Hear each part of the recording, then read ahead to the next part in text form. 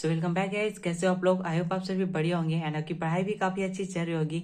I think आप सभी लोगों का फिजिक्स और केमिस्ट्री एग्जाम काफ़ी अच्छा गया होगा। अगर अच्छा नहीं गया है फिर भी कोई बात नहीं, क्योंकि अब जो हमारे पास सब्जेक्ट है बायोलॉजी, वो एक स्कोरिंग सब्जेक्ट है जिसमें हम काफ़ी अच्छा स्कोर कर सकते हैं कम पढ़ के। एंड अगर आपको इसमें फुल मार्क्स स्कोर करना है, 70 आउट ऑफ 70 लाना है, तो मैंने एक वीडियो अपलोड कर लिया है जिसमें मैंने अपना पूरा प्लान बताया है कि हम 4 दिनों के अंदर कैसे पूरा बायोलॉजी जो है कंप्लीट पढ़ सकते हैं और 70 आउट ऑफ 70 ला सकते हैं। एंड 70 आउट ऑफ 70 आना बात की बात है, हम अपना पूरा 100% देने वाले हैं और फिर देखने वाले हैं कि हमारा 70 आउट ऑफ 70 आ सकता है कि नहीं आ सकता।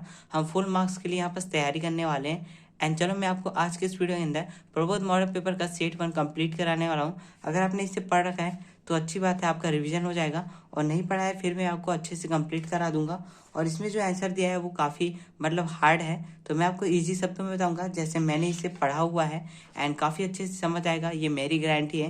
तो चलो मैं आपको जल्दी से इसे समझा देता हूँ एक एक करके सारे क्वेश्चन, एंड आधे घंटे के अंदर इसे कंप्लीट करने की मैं कोशिश करूंगा। तो सबसे पहला जो क्वेश्चन है वो एमसीक्यू का है। 10 एमसीक्यू आने वाले हैं, 5 आने वाले हैं 1 मार्क्स के क्वेश्चन, जिसे हम लोग बहुविकल्पी क्वेश्चन कहते हैं। एंड उसके बाद 2 मार्क्स के क्वेश्चन स्टार्ट होता है। तो पहले हम लोग 1 मार्क्स के क्वेश्चन से स्टार्ट करने वाले हैं। एंड मेरा तबीयत थोड़ा सा खराब है तो प्लीज़ इग्नोर करना। एंड इस ब्रह्मास्त्र सीरीज को चलो शुरू करते हैं आज के इस वीडियो के साथ। सबसे पहला क्वेश्चन है भ्रूण कोश कैसा होता है, उसकी संरचना बतानी है। तो आपको पता होगा जो भ्रूण कोश है वो बीजांड के अंदर होता है और उसके अंदर जो है 7 कोशिका होती है और 8 केंद्रक होती है, जिसमें से 2 कोशिका जिसे सहायक कोशिका कहते हैं वो बीजांड द्वार की तरफ होती है और जस्ट ऊपर में होता है अंड कोशिका। और इस बड़े कोशिका जो है उसके 2 केंद्रक जो है बीच में होते हैं जिसे ध्रुवीय केंद्रक कहते हैं। साथ ही निभाग की ओर 3 कोशिकाएं होती है जिसे हम प्रतिमुखी कोशिकाएं कहते हैं। एंड ये थी बेसिक चीज़ें। एंड मैं आपको बेसिक चीज़ें भी बताते चलूंगा ताकि अगर आपने चैप्टर नहीं पढ़ा है तो वो भी आपका क्लियर हो। तो इसका जो आंसर है वो आ जाएगा 7 कोशिका और 8 के अंदर। एंड देखो यार, ये जो वीडियो है उससे ज़्यादा से ज़्यादा बच्चों का शेयर करो, पर जितना हो सके उतने स्टूडेंट तक शेयर करो। और ये मत सोचना कि उनका ज़्यादा मार्क्स आ जाएगा इस सभी चीज़ों को पढ़ के। एंड अगर मैं ऐसा सोचता तो यार ये वीडियो मैं नहीं बना रहा होता, क्योंकि मैं भी क्लास 12th में हूँ और मैं चाहता हूँ कि सारे बच्चों को ये अच्छे से समझ आए। एंड मॉडल पेपर बहुत ज़्यादा इंपॉर्टेंट है, आपको पता होगा।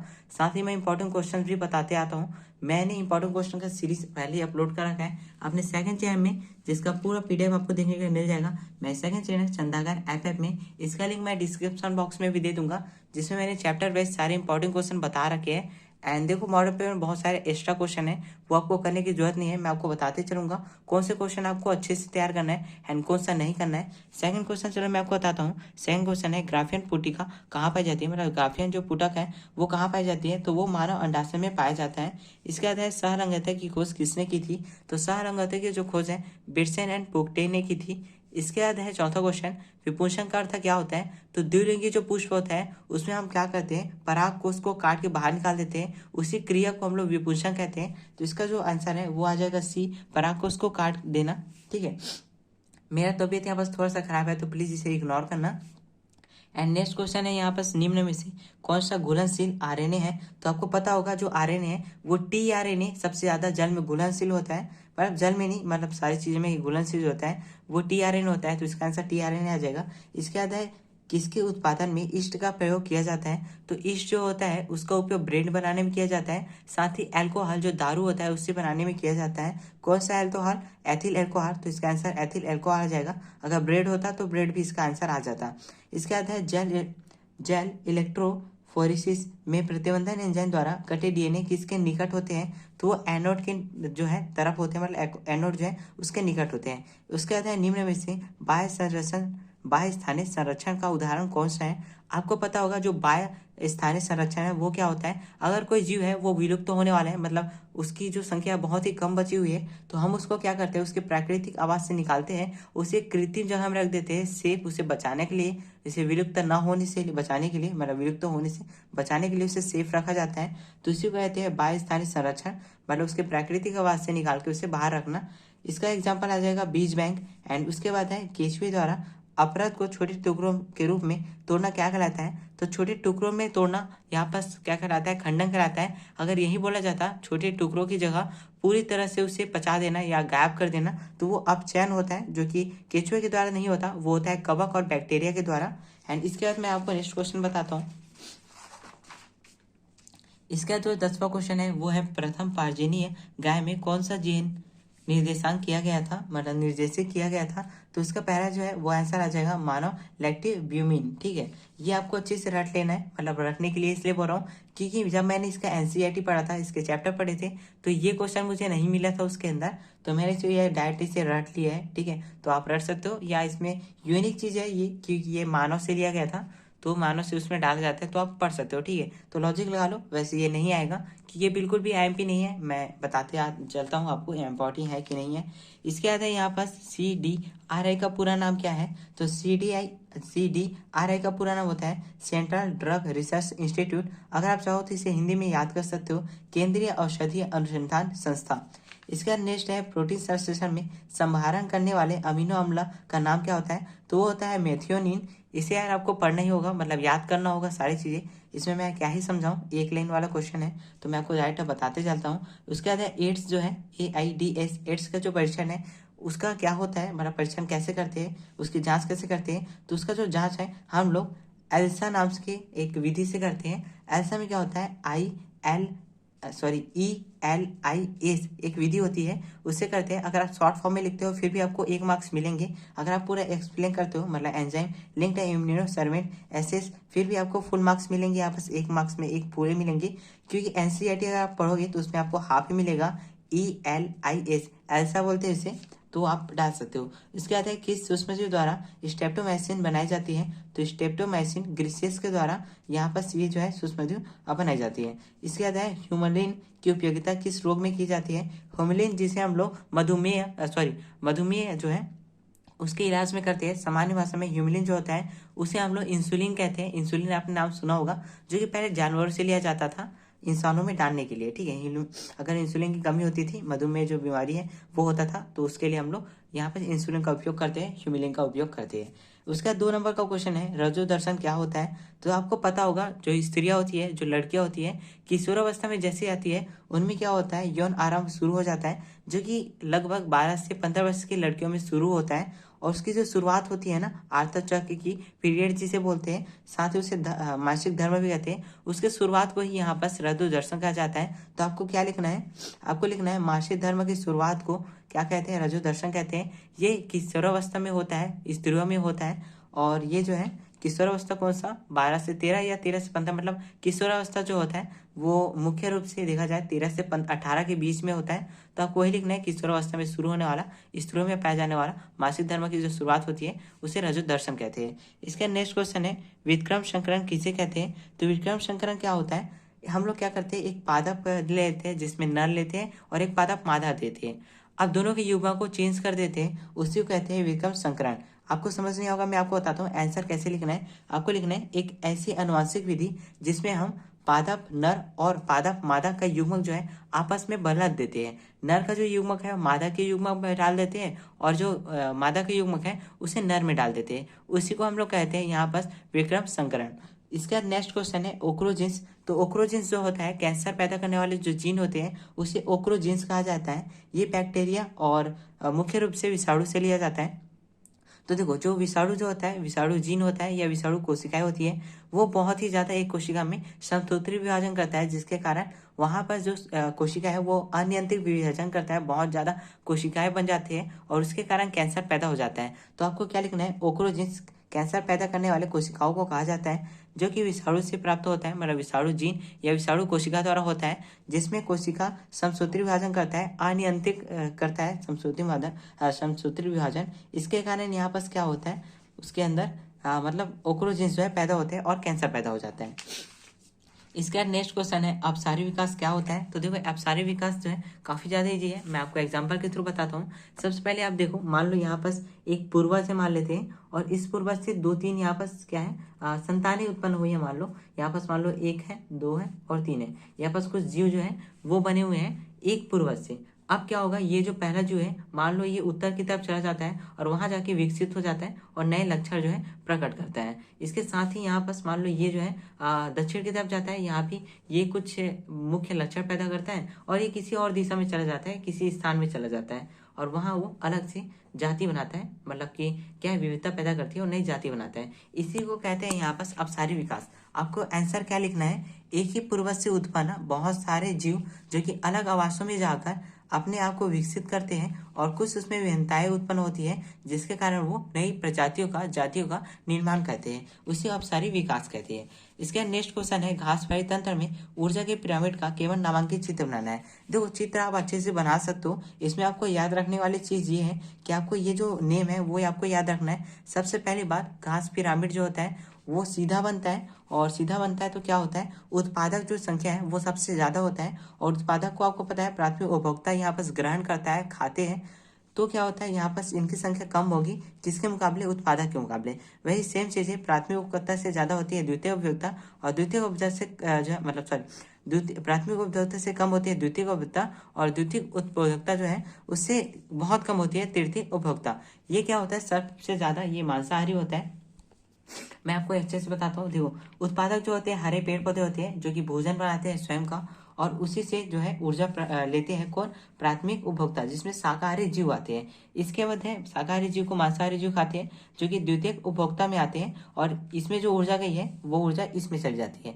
उसके बाद इनको भी ऊर्जा चाहिए तो इनको मार के खा जाते हैं ये, और इनको भी ऊर्जा मिल जाती है। ये सर्वोच्च मांसाहारी होती है। आपको डायग्राम अच्छे से बनाना है, सनलाइट तो आपको बनाना ही बनाना है ताकि आपको पता चले ऊर्जा जो है यहाँ से ऊपर जा रहा है। इसके बाद देखो नेक्स्ट क्वेश्चन है, सातवां क्वेश्चन, बाजार से खरीदा बोतल वाला रस, जो फल का रस है वो अधिक स्वच्छ होता है, साफ सुथरा होता है। ऐसा क्यों होता है, आपने कभी ना कभी नोटिस किया होगा। अगर आप घर में कोई जूस बनाते हो, आम का, मौसम्बी का, किसी का भी जूस, तो आप देखोगे उसमें रेशेदार चीजें मिलती है और थोड़ा गाढ़ा होता है। लेकिन वही जब हम लोग लेते हैं बाजार से तो वो काफी साफ सुथरा होता है बोतल में जो रहता है। ऐसा इसलिए क्योंकि उसमें कुछ एंजाइम यूज किया जाता है, जैसे कि यहाँ पर पेक्टिनेज और प्रोटीएज नाम के दो एंजाइम होते हैं जिनका उपयोग किया जाता है उसे साफ करने के लिए। नेक्स्ट क्वेश्चन है यहाँ पास, किन्हीं दो कवक प्रजातियों के नाम लिखिए जिनका उपयोग प्रतिजैविक एंटीबायोटिक के लिए उपयोग किया जाता है। आपको पता होगा ये चीजें कि पहला जो एंटीबायोटिक है वो जो है पेनिसिलिन था, जो हमें पेनिसिलिन नोटिटम से मिलता है। ये आपको पहला एग्जाम्पल लिखना है, पेनिसिलिन लिखना, डेश डाल के पेनिसिलिन नोटिटम लिखना। सेकंड लिखना है आपको पेनिसिलिन कैरिसोगोनियम, और ये जो है मोल्ट नाम के पादप से मिलता है। आई थिंक मोल्ट पादप ही है, मुझे 100% कॉन्फर्म नहीं है, बट मोल्ट से मिलता है, आप मोल्ट लिख सकते हो। ये भी काफी इंपॉर्टेंट है। इसके बाद है नेक्स्ट क्वेश्चन, जो कि क्वेश्चन 9 है। 3 अंक के क्वेश्चन यहाँ से स्टार्ट हो जाते हैं। इसमें आपको मिल जाता है शुक्राणु का चित्र बनाना है, और उसे थोड़ा सा एक्सप्लेन कर लेना, क्योंकि 3 नंबर में है तो चित्र बनाने से पूरे 3 नंबर तो नहीं मिलेंगे, तो थोड़ा सा आपको बताना है। जैसे कि आपको देख सकते हो यहाँ पर चित्र में आपको देखने को मिल रहा होगा सबसे ऊपर वाला हिस्सा जो कि त्रिभुज आकार का होता है। इसमें क्या होता है, एक्रोसोम पाया जाता है। एक्रोसोम जो है क्या करता है, अंडाणु की जो भित्ति होती है ना उसे भेदने का काम करता है। उसके बाद यहाँ पर केंद्रक पाया जाता है बीच में, ठीक है, और जस्ट नीचे जो होता है उसे मध्य भाग कहते हैं। और ये जो मध्य भाग है उसमें बहुत ही ज्यादा मात्रा में माइक्रोकॉन्ड्रिया पाया जाता है। आपको पता है जो माइक्रोकॉन्ड्रिया है वो कोशिका का ऊर्जा हाउस होता है, तो यहाँ भी ये ऊर्जा हाउस का ही काम करेगा, और ये जो शुक्राणु है उसे ऊर्जा देगा कौन, माइटोकॉन्ड्रिया। इसके बाद क्या होगा, यहाँ पर नीचे में पूंछ होता है। पूंछ जो है कुछ इस तरह से गति करता है, जिसके कारण क्या है वो आगे बढ़ता है, मतलब गति करने में मदद करता है पूंछ। इसके बाद नेक्स्ट क्वेश्चन है क्वेश्चन नंबर 10, पिल्स क्या होता है, इसे गर्भ निरोधक के रूप में लिया जाता है, मतलब किस प्रकार कार्य किया जाता है समझाना है 3 मार्क्स में। देखो मैं आपको बता देता हूँ, ये 3 मार्क्स जो क्वेश्चन होंगे वहां से आपको पॉइंट में लिखना शुरू करना है। आप पैराग्राफ में लिखते हो तो एग्जामिनर जो है ज्यादा ध्यान नहीं दे पाएगा, और इसमें 2 नंबर 1 नंबर देके चला जाएगा। अगर आप पॉइंट में लिखते हो तो थोड़ा थोड़ा पॉइंट आप लिखते हो, तो उसमें एक एक पॉइंट, अगर 3 पॉइंट लिख लेते हो तो आपको एक एक मार्क्स मिल जाएंगे और पूरे मार्क्स मिल जाएंगे। एंड अगर आप पैराग्राफ में लिखते हो तो एग्जामिनर को मतलब समझ नहीं आएगा, और पूरा वो पढ़ते नहीं रहेगा क्योंकि उसके पास ज्यादा टाइम नहीं होता है। तो वो क्या करेगा, आपको इसे टिक लगाएगा और 1-2 मार्क्स देके चला जाएगा। आपको फुल चाहिए तो आपको पॉइंट में लिखना है। देखो पिल्स होता क्या है मैं आपको बता देता हूँ। पिल्स जो है कुछ गोलियां होती है, आपने टीवी एड में जरूर देखा होगा। ये जो पिल्स होती है उसे गर्भ निरोधक के रूप में लिया जाता है। गर्भ निरोधक का मतलब ये होता है अगर किसी मादा को गर्भवती नहीं होना है, मतलब प्रेग्नेंट नहीं होना है, तो ये पिल्स जो है उसका उपयोग करते हैं। तो आपको लिखना है पिल्स कुछ गोलियां होती है। क्या लिखना है आपको, पिल्स गोलियां होती है जिसे महिलाओं द्वारा गर्भ निरोधक के रूप में लिया जाता है। ठीक है, पहला पॉइंट आपको ये लिखना है। इसके बाद आपको सेकंड पॉइंट लिखना है, इसे लगातार 21 दिनों तक लिया जाता है। और कब से शुरू किया जाता है, जो आर्तव चक्र है, ये जो मासिक धर्म की शुरुआत थी, रजोदर्शन की शुरुआत, वहीं से इसे लिया जाता है उसके पहले दिन से। तो आपको लिखना है इसे लगातार 21 दिनों तक लिया जाता है, और इसे आर्त चक्र के प्रथम 5 दिनों मुख्यतः पहले दिन से शुरू किया जाता है। ठीक है, दूसरा पॉइंट आपको यही लिखना है। इसके बाद तीसरा पॉइंट आपको लिख लेना है कि ये इसका कार्य क्या है, ठीक है। गर्भ निरोधक में आखिर ये कैसे उपयोग करता है, कैसे कार्य करता है, आपको लिखना है। तीसरा पॉइंट, ये जो अंडोत्सर्ग है, जो अंडाणु जो बनता है मादाओं में, उसको रोकता है, ठीक है। अंडोत्सर्जन को रोकता है, साथ ही जो शुक्राणु है उसके प्रवेश को भी रोक देता है। तो आपको थर्ड पॉइंट ये लिखना है। फोर्थ में आपको एग्जाम्पल लिखना है। एग्जाम्पल के लिए आप लिख सकते हो सहेली को। सहेली जो है भारत में बनाया गया था, एक पिल्स गोली होता है जिसे प्रतिदिन तो नहीं लिया जाता बल्कि सप्ताह में एक बार लिया जाता है, और इसका जो दुष्परिणाम है बहुत ही कम होता है, और ये जो है काफ़ी अच्छा होता है। मतलब महिलाओं द्वारा सबसे ज़्यादा लिया जाने वाला जो पिल्स होता है वो सहेली है भारत में, ठीक है। तो ऐसे आपको पॉइंट में लिखना है, आपको फुल मार्क्स मिल जाएंगे। इसके बाद नेक्स्ट क्वेश्चन है यहाँ पास 11वां क्वेश्चन। जब एक हीमोफिलिक वाहक महिला का विवाह एक हीमोफिलिक पुरुष के से होता है तो उनका संतानों में हीमोफिलिक जो वंशागति का आलेख बनाना है। देखो ये चैप्टर 5 का है और काफ़ी अच्छा क्वेश्चन है, मतलब ये फ्री के मार्क्स देते हैं काफ़ी ज़्यादा। तो आपको क्या करना है, सबसे पहली बात यहाँ पर हीमोफिलिक वर्ड आया है। हीमोफिलिक जैसी वर्ड आता है आपको एक्स एक्स और एक्स वाई लेना है। एक्स एक्स आपको पता होगा ये महिलाओं का होता है, और एक्स जो वाई है ये एक्स वाई जो है पुरुष में होता है गुणसूत्र, ठीक है। तो हीमोफिलिक में आपको एच लिखना है सबसे ऊपर में, और इसी की जगह आपको वर्णाम दिया जाता है तो उसमें आपको सी लिखना है, ठीक है। तो यहाँ पर क्या होगा, आप यहाँ पर मैच कर सकते हो। ये जो x है इस x का पहले होगा, और यहाँ पर x और x मिलेगा, मतलब हीमोफिलिक वाहक मिल जाएगा। उसके बाद इसी x का y के साथ होगा, तो यहाँ पर शुद्ध मात्रा में हमें लड़का मिल जाता है, ठीक है। मतलब देखो इसमें कोई h नहीं है तो मतलब एकदम शुद्ध मिलेगा, सामान्य लड़का मिलेगा। फिर आपको इसका इसके साथ कराना है, जिससे यहाँ पर आप देख सकते हो इसमें दोनों तरफ से रोग है, ठीक है। 1 मिनट मुझे पानी पीना है। सॉरी मेरा तबीयत थोड़ा सा ख़राब है इसलिए मुझे पानी पीना पड़ रहा है, गला थोड़ा सा दिक्कत जा रहा है, बट मैं आपको बताता हूँ आगे। तो देखो मैंने जैसे कि बताया इसमें क्या होगा, इसका जो है अब कराना है इसके साथ। तो यहाँ पास दिख रहा होगा, आप दिख रहा होगा कि इन दोनों में ही आपको क्या है शुद्ध मात्रा में बिल्कुल भी नहीं मिलेगा, और एक्स एक्स मिला है मतलब लड़की है, तो ये जो है हीमोफिलिक जो है वाहक लड़की मिल जाएगा। और फिर इसका इसके साथ कराएंगे फिर भी आपको मिलेगा लड़का, लेकिन यहाँ पास सामान्य बिल्कुल भी नहीं मिलेगा, तो इसमें सिर्फ एक सामान्य मिलेगा और बाकी जो है हीमोफिलिक मिलेगा। और फिर उसको देख के आप बता सकते हो कि कौन लड़का है कौन लड़की है। ये फ्री के मार्क्स देता है, तो आप अच्छे से इसे तैयारी कर लेना, 2-3 क्वेश्चन आपके बन जाएंगे। इसके बाद नेक्स्ट क्वेश्चन है संयोजी कड़ी क्या होता है, इसे आप क्या समझते हो। देखो संयोजी कड़ी क्या होता है, आपको पता होगा जितने भी जीव है उसे हम लोग क्या करते हैं वर्गों में बांटते हैं, उसका वर्गीकरण करते हैं। और वर्गीकरण कैसे करते हैं, समान जो लक्षण वाले जीव है उसे एक समूह डाल देते हैं, और जो समान वाले हैं उस मतलब अलग अलग समूह में डाल दिया जाता है। देखो क्या होता है, मान लो यहाँ पास एक पक्षी है और एक जीव है। ये जो है चलता है और ये जो है उड़ते हैं, तो उड़ने वालों को एक जगह में रख देंगे, चलने वालों को एक जगह में रख देंगे, ठीक है। तो यहाँ पास क्या हो रहा है, इनके लक्षण के आधार पर हम लोग अलग अलग चीज में बांट देते हैं। उड़ने वालों को हम लोग इस समूह में डाल दिए, चलने वालों को इस समूह में डाल दिए। तो वैसे ही यहाँ पास होता है, यहाँ पास क्या हो रहा है, अलग अलग देखो जब वर्गीकरण किया गया था तो जितने भी जीव है उनके लक्षण के आधार पर उन्हें ग्रुप में बांटा गया था। लेकिन अगर कोई ऐसा जीव है जिनका 2 लक्षण मिल रहा है, 2 समूह के लक्षण मिल रहे हैं, मान लो यहाँ पास मैंने बताया कि एक उड़ता है एक चलता है, अगर कोई ऐसा जीव है जो उड़ता भी है चलता भी है, तो उसे इन दोनों के बीच की संयोजी कड़ी बोलेंगे। मतलब बीच का जो हिस्सा है, मतलब दोनों की तरह लक्षण दिखा रहा है, उसे संयोजी कड़ी कहते हैं। आपको क्या लिखना है, जो कि वर्गीकरण के दौरान समान जो गुण वाले जीव है उसे एक समूह में रखा जाता है, और असमान को अलग में रखा जाता है, मतलब अलग अलग समूह में रखा जाता है उनकी समानताओं को देख के।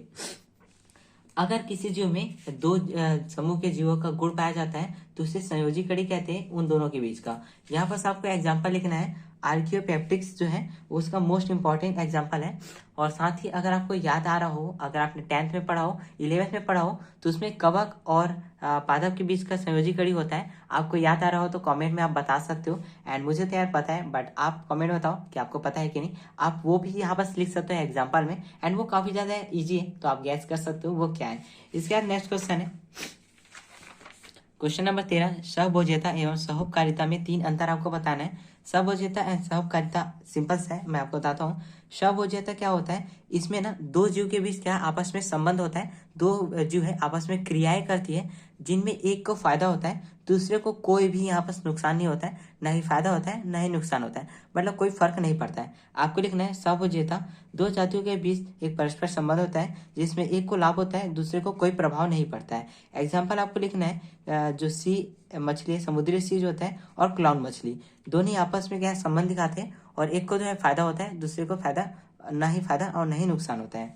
इसके बाद है सहोपकारिता। सहोपकारिता में क्या होता है, दो जीवों के बीच यहाँ पर संबंध होता है और इसमें क्या है, दोनों को ही क्या होता है यहाँ पर लाभ होता है। सहोपकारिता मतलब कि एक साथ मिलकर सहोपकार कर रहे हैं, मतलब साथ में मिलकर उपकार कर रहे हैं, ऐसा आप समझ सकते हो।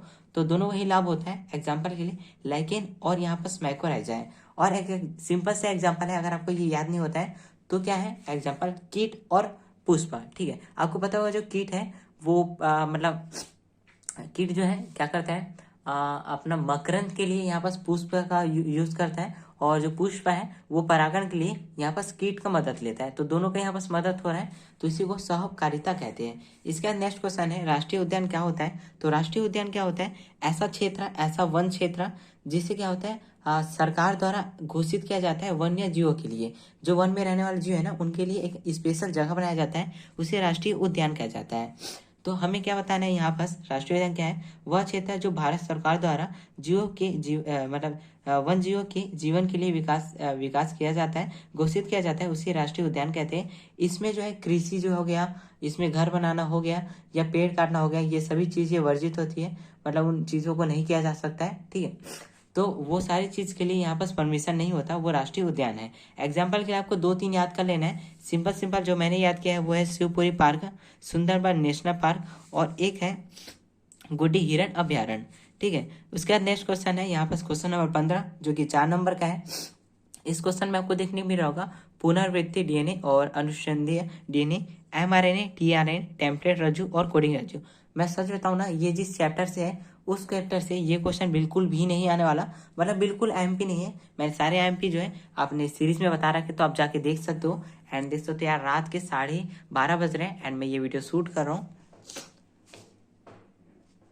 तो जैसे कि मैंने बताया इस चैप्टर से ये जो क्वेश्चन है बिल्कुल भी एमपी नहीं है, बट आपको एक बार रीड कर लेना है। मैं यहाँ पास नहीं बताऊंगा क्योंकि इसमें टाइम वेस्ट होगा, मैं अगर समझाता हूँ तो, क्योंकि ये बिल्कुल भी एमपी नहीं है। हाँ, एमसीक्यू बीच बीच से कभी कभी पूछ देता है, तो आप इसे एक बार रीड कर लेना। एंड इस चैप्टर से मैं आपको बता दूँ, इस चैप्टर से डीएनए मॉडल आएगा जो वाटसन और क्रिक ने दिया था, वो डीएनए मॉडल 4 मार्क्स में आने वाला है क्वेश्चन नंबर 15 में। ठीक है, वो आपको अच्छे से कर लेना है। वैसे वो अगले सेट में है तो मैं आपको अच्छे से बता दूंगा, पूरे इजी शब्दों में समझा दूंगा। इसके बाद इसका जस्ट अथवा वाला क्वेश्चन देखते हैं। इसमें है जेनेटिक कोड की विशेषता बताना है, ये भी बिल्कुल भी एमपी नहीं है, तो आप इसे एक बार देख लो और रीड कर लो, बाकी मैं इसे नहीं समझा रहा हूँ। एंड नेक्स्ट क्वेश्चन है यहाँ पास जीन बैंक से आप क्या समझते हो और उसका महत्व बताना है। तो जीन बैंक जैसे कि एमसीक्यू में हमने पढ़ा था कि ये क्या होता है, बाय स्थानीय संरक्षण का उदाहरण होता है। इसमें हम क्या करते हैं, जीव जो है उसकी कोशिका में डीएनए जो होता है उसे हम लोग संरक्षित करते हैं, ताकि क्या कर सके, उस पर कुछ हम लोग कार्य कर सके, वैज्ञानिक शोध कर सके। अगर कोई जीव विलुप्त हो चुका है उसे वापस भी लाया जा सकता है उसके डीएनए के माध्यम से। जैसे आपने अभी न्यूज़ में सुना होगा, आजकल एक लोमड़ी था जो कि विलुप्त हो गया था बहुत पहले ही, और उसे वापस से विकसित कर दिया गया है। ठीक है, वो शायद अमेरिका में हुआ है, मुझे अच्छे से याद नहीं, बट वो अमेरिका में हुआ था। ठीक है, तो इसकी मदद से क्या करते हैं, वैज्ञानिक शोध भी कर सकते हैं, जो विलुप्त तो हो चुकी है जीव उन्हें भी वापस लाया जा सकता है। तो वो सारी चीज़ें के लिए जीन बैंक यहाँ पास उपयोग किया जाता है। तो जीन बैंक के बारे में आपको थोड़ी थोड़ी चीज़ें आपको पता लगा लेनी है, मतलब पढ़ लेनी है, क्योंकि इसमें मैं बता रहा हूँ मतलब इंपॉर्टेंट क्वेश्चन नहीं है, ये सभी चीज़ें छोटे छोटे क्वेश्चन है। इनमें देखो यार, जो 5 मार्क्स के क्वेश्चन है और 4 मार्क्स के जो क्वेश्चन होते हैं वो बिल्कुल सेलेक्टेड क्वेश्चन होते हैं। बहुत सारे क्वेश्चन आपको पढ़ने की जरूरत नहीं होती है, कुछ ही क्वेश्चन जो होते हैं वो काफ़ी इंपॉर्टेंट होते हैं। एंड वही आता है, मैं आपको बता दूंगा कौन कौन से आते हैं। एंड मैंने पहले ही बता रखा है अपने सीरीज के अंदर, तो आप जाके देख सकते हो कौन कौन से क्वेश्चन है वो इंपॉर्टेंट है, एंड आप पढ़ लेना। ठीक है, बस मैं आपको मॉडल पेपर कंप्लीट करा रहा हूँ तो बताते जा रहा हूँ। एंड इसके बाद है स्टेम सेल तकनीक क्या होता है, इसके बारे में आपको बताना है। तो स्टेम सेल तकनीक जो होता है एक कोशिका के बारे में है, और वो ऐसी कोशिका है जिनमें क्या है पुनर्जनन क्षमता जो है बहुत ही ज़्यादा पाया जाता है। जैसे लीवर की जो कोशिका है, यकृत कोशिका है, अगर वो डैमेज हो जाती है तो अपने आप को वापस से विकसित कर सकती है, वो अपने आप को वापस से ग्रो कर सकती है। अगर वो नष्ट हो चुकी है तो वापस से बन सकती है। इनमें जो कोशिकाएं होती है उसे स्टेम सेल तकनीक द्वारा ढूंढा जाता है और उसके बारे में पता लगाया जाता है और उसके बारे में बताया जाता है, वही तकनीक है। एमपी नहीं है, मैं पहले ही आपको बता देता हूँ, बट आपको पढ़ लेना है क्योंकि एमसीक्यू में भी पूछा जा सकता है। इसके बाद नेक्स्ट है इसके अथवा में जो एकाधिकार, ये भी बिल्कुल एमपी नहीं है। और भाई देखोगे इसका कितना लंबा आंसर है, तो मतलब ठीक है, मतलब काफ़ी लंबा आंसर है यहाँ पर, तो ये इंपॉर्टेंट नहीं है, तो आप छोड़ सकते हो। इसके बाद नेक्स्ट क्वेश्चन यहाँ पर है जीन कोलन से आप क्या समझते हो, इस तकनीक की सफलता के कारण लिखिए। तो आपको मैं बता दूं, ये इंपॉर्टेंट क्वेश्चन है एक डीएनए तकनीक के बारे में यहाँ बताएं, जो योजन डीएनए है उसके बारे में। इसमें क्या होता है, अगर कोई डीएनए जो है डैमेज हो चुका है हमारा, तो हम क्या करते हैं, कोई बैक्टीरिया ई कोलाई जैसे कि बैक्टीरिया है, उसका हम लोग जीन लेते हैं, हमारा डीएनए लेते हैं, और उसमें जो भी डीएनए है, दो डीएनए को आपस में मिलाया जाता है और उसे जीव के शरीर में ट्रांसफर किया जाता है, और फिर वो क्या करता है, जाके गुणन करता है, अपनी संख्या बढ़ाता है, और हमें शुद्ध डीएनए यहाँ पास प्राप्त होता है। वही चीज़ है, नॉर्मल चीज़ है, आप अच्छे से कर सकते हो। इसके बाद है यहाँ पास फाइलेरियासिस रोग के बारे में निम्न बिंदु पर वर्णन कीजिए। देखो, ये क्वेश्चन भी इंपॉर्टेंट है, एंड इसके अथवा में जो है एस्केरियासिस, दोनों ही काफ़ी अच्छे इंपॉर्टेंट क्वेश्चन है। इसका मैंने एक ट्रिक बनाया हुआ है जिसे मैंने पढ़ा था। तो सबसे पहले देखो, फाइलेरियासिस क्या होता है, यहाँ पास नाम आप देखोगे, फाइलेरियासिस मतलब फैलना होता है, ठीक है। मतलब ऐसा मैंने ट्रिक बनाया है, ठीक है, अपना ऐसा होता नहीं है, तो एग्जाम में ऐसा नहीं लिखना है, बट मैं आपको रिकॉल करने के लिए बता रहा हूँ।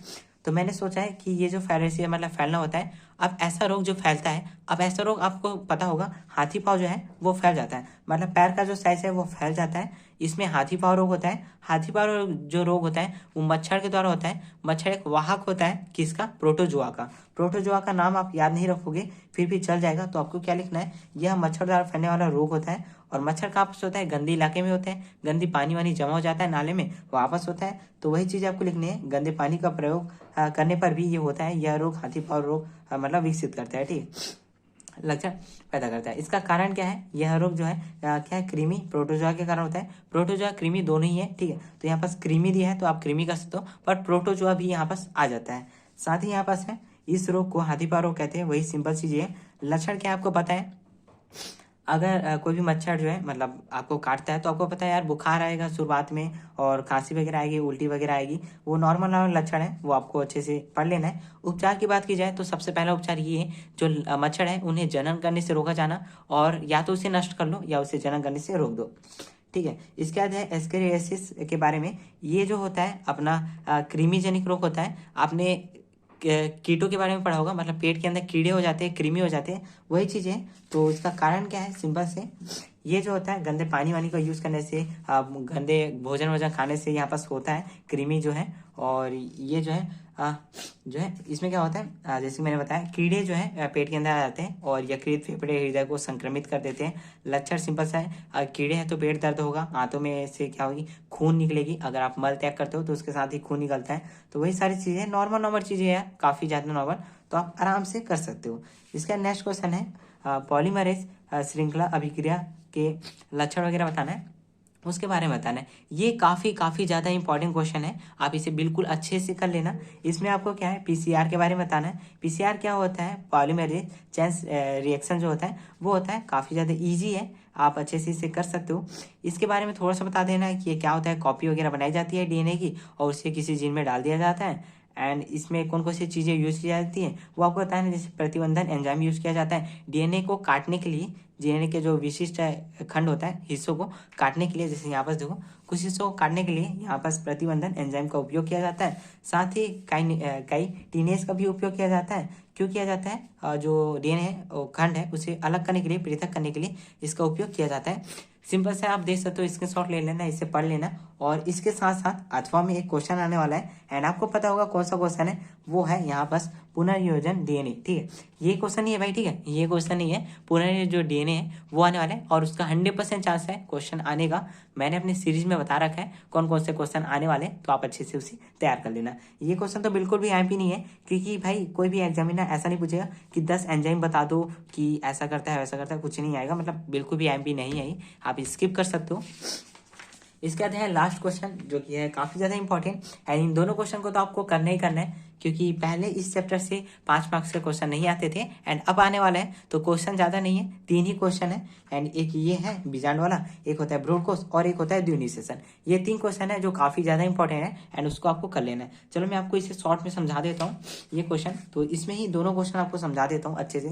तो सबसे पहले आपको क्या करना है, बीजांड के बारे में ये क्वेश्चन, ठीक है, आपको लिखना है पॉइंट में, ठीक है। मैंने जैसे बोला था पॉइंट में आपको लिखना है। सबसे पहला पॉइंट आपको लिखना है, अंडाशय की दीवार से चिपका हुआ एक संरचना, मतलब अंडाशय की दीवार से जो बीजांड है एक संरचना द्वारा जुड़ा होता है, जिसे हम कहते हैं बीजांड वृंत। और फिर आपको लिखना है जो बीजांड है उसका जो मुख्य काय होता है, मुख्य जो भाग होता है उसे हम कहते हैं बीजांड काय, ठीक है। अब ये जो बीजांड का है और ये जो बीजांड वृत्त है उसे आपस में जोड़ने का काम करती है नाभिका। देखो बीजांड वृत्त जिस स्थान से बीजांड के शरीर से जुड़ा होता है उसे कहते हैं नाभिका।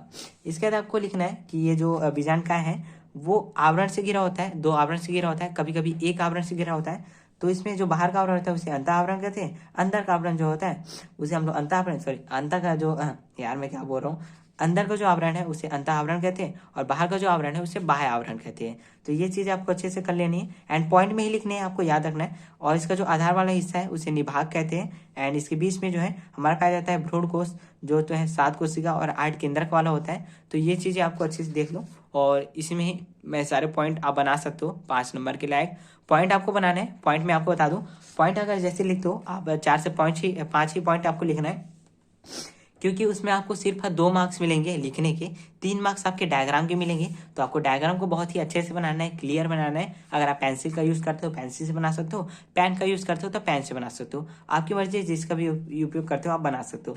इसके बाद नेक्स्ट क्वेश्चन है यहाँ पर ब्रॉड कोश की संरचना, वो इसके अंदर ही आपको समझ में आ जाएगी। यहाँ पर जैसे मैंने बताया सबसे पहले आपको लिखना है 7 कोशिका और 8 केंद्रक वाला ये संरचना होता है और पॉइंट में लिखना है, पैराग्राफ अवॉइड करना है, आपको अच्छे से याद रखना है। अंड कोशिका क्या होता है, जैसे कि यहाँ पर मैंने बताया था 2 सहायक कोशिका जस्ट ऊपर में अंड कोशिकाएं होती है जो कि मादा युग्मक का काम करती है, इसी से नर युग्मक आके मिलता है और मतलब संलयन की जो क्रिया है वो होती है। इसके बाद यहाँ पर बड़ा डायग्राम में आपको बता देता हूँ। सबसे पहली बात, ये जो अपना बीजांड द्वार है उसकी तरफ 2 कोशिकाएं होती है, सहायक कोशिका जो कि क्या करती है, जो नर युग्मक आता है उसका मार्गदर्शन करती है, उसे बताती है कि यहाँ से आना है और ये जो अंड कोशिका है उसके साथ जाके संलयन करना है, मिलना है, ठीक है। और बीच में होती है 2 केंद्रक जिसे ध्रुवीय केंद्रक कहते हैं, ठीक है, जैसे केंद्रीय कोशिका में होती है ध्रुवीय केंद्रक, ठीक है। ध्रुवीय केंद्रक में क्या होता है, इसके साथ 2 नर युग्मक होते हैं, एक नर युग्मक जो है अंड कोशिका से मिलता है और एक जो है इसके साथ मिलता है और यहाँ पर बनाता है भ्रूण पोष बनाता है, ठीक है, भ्रूण कोश के मिलते हैं भ्रूण पोष बनाता है जो कि पोषण होता है उसमें बीजांड का जो भी है, ठीक है, भ्रूण का पोषण पदार्थ जो होता है वो उसमें भरा होता है। एंड सबसे ऊपर की तरफ जो कि आधारी भाग में होता है निभाग की तरफ, उसमें 3 कोशिका होती है, प्रतिमुखी कोशिकाएं जिसे कहते हैं। तो आपको वही चीजें लिखनी है, काफी इजी है, आप पढ़ सकते हो। और उसके बाद आपको डायग्राम बनाना है, डायग्राम आपको क्लियर बनाना है, ये चीज़ें नहीं बनाना है, आपको सिर्फ यही बनाना है और अच्छे से समझा देना है एंड फिर ये जो है कंप्लीट हो जाएगा। एंड जैसे कि मैंने बोला था 30 मिनट के अंदर मैं आपको पूरा कंप्लीट करा दूंगा एंड पहला सेट हमारा कंप्लीट हो चुका है एंड नेक्स्ट सेट मैं आपको बताऊंगा। और मेरा तबीयत थोड़ा सा खराब है तो यार मैं अच्छे से एक्सप्लेन नहीं कर पाया हूँ, बाकी सारी चीज़ें ये जो बड़ा क्वेश्चन है वो आपको अच्छे से कर लेना है। और इसका पॉइंट वाइज अगर आपको आंसर चाहिए, बनाने में तकलीफ हो रहा है तो आप मुझे कमेंट कर देना, मैं टेलीग्राम में उसका एक लिस्ट बना के अपलोड कर दूंगा। टेलीग्राम का लिंक जो है मैं अपने चैनल के डिस्क्रिप्शन बॉक्स में दे दूंगा वीडियो के, तो आप जाके ज्वाइन कर सकते हो, वहाँ सारी चीज़ें मेरी स्टडी मटेरियल मिलते रहेगी। मिलते हैं नेक्स्ट वीडियो में, अपनी पढ़ाई अच्छे से करते रहो और आप सभी लोग को ऑल द बेस्ट। मिलते हैं नेक्स्ट सेट की वीडियो के साथ। ब्रह्मास्त्र सीरीज को यहीं खत्म करते हैं, फर्स्ट सीरीज कंप्लीट हुआ।